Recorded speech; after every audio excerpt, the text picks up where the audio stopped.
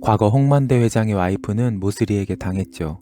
그때도 의사들은 심장마비로 사인을 밝혔지만 모슬이는 홍만대 회장과 같은 방식으로 홍만대 회장 와이프를 떠나게 했죠.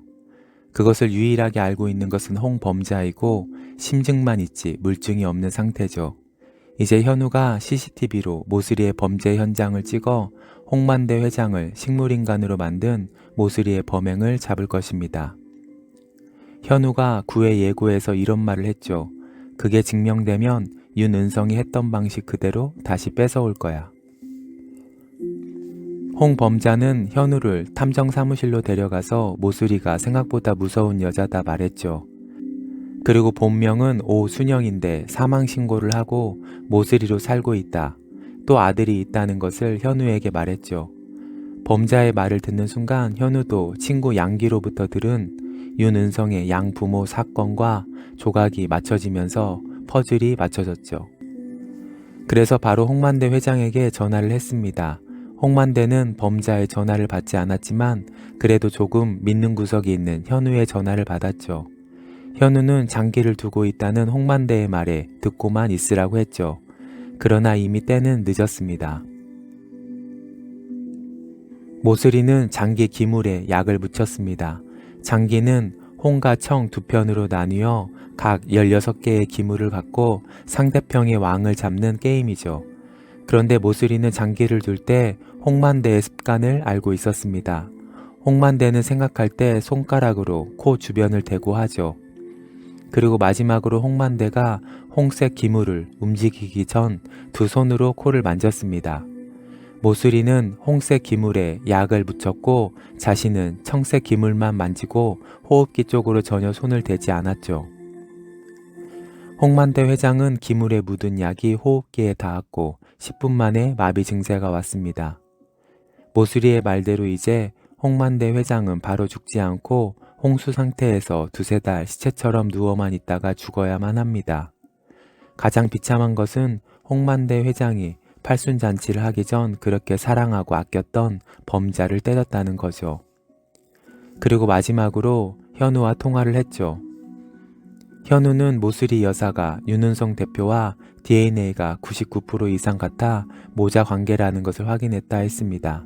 그리고 그동안 윤 대표가 회장의 지분을 모았기 때문에 빨리 계약서상 전환사채 조항을 지금이라도 빼라고 했죠.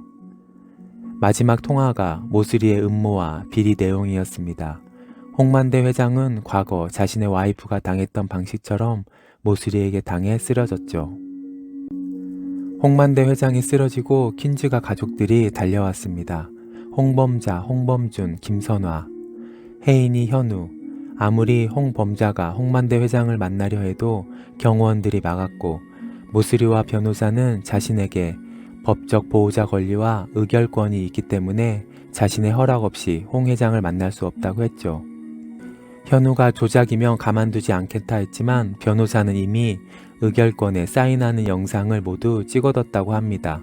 범자가 화가 나 밀어붙이려 하자 모슬이는 병치를 받고 홍 회장의 임종조차 보지 못하게 한다고 겁박합니다. 다시 현우가 했던 말이 중요합니다. 그게 증명되면 윤은성이 했던 방식 그대로 다시 뺏어올 거야. 그게 증명되어야 합니다. 먼저 모슬이가 오순영이라는 것을 증명되어야 합니다. 그런데 이미 코난박이 모슬이가 오순영을 추락사로 사망 처리했고 지금 모슬이로 살고 있는 것이 밝혀졌습니다. 이는 명백한 신분 위조입니다. 모슬이는 만들어진 인물이고 원래 오순영이 모슬이였죠.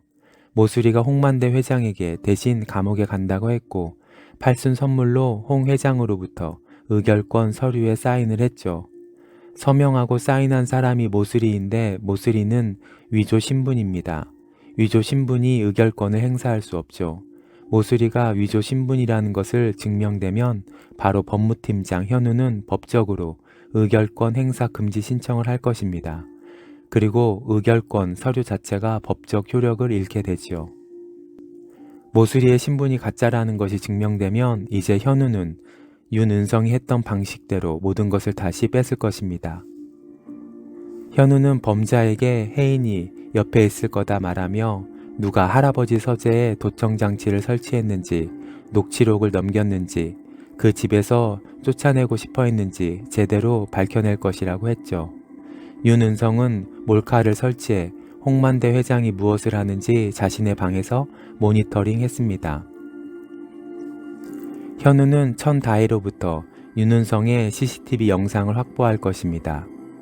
분명 청다혜와 은성은 갈등이 시작되고 다혜와 은성이 사이에서 낳은 건우일로 인해 둘은 원수지간이 되고 다혜는 배신할 것입니다. 다혜는 편지를 쓰고 미국으로 건우와 떠났지만 마음에 수철이에 대한 미안한 마음이 공존하고 있죠. 그래서 은성이와 갈등이 심해져 결국 미국에서 고민을 하다가 건우가 수철이 없이는 잠을 자지 못하는 것이 결정적으로 마음을 움직일 것입니다. 그래서 다시 한국으로 몰래 귀국해 은성이에게 접근하겠죠.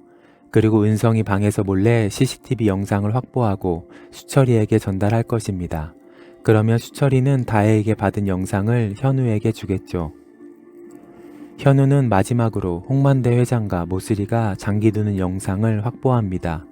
장기 두는 영상에서 호흡기에 손을 자주 대는 홍만대 회장이 곧 마비 증상을 일으키는 것을 확인하고 전문가에게 의뢰하죠.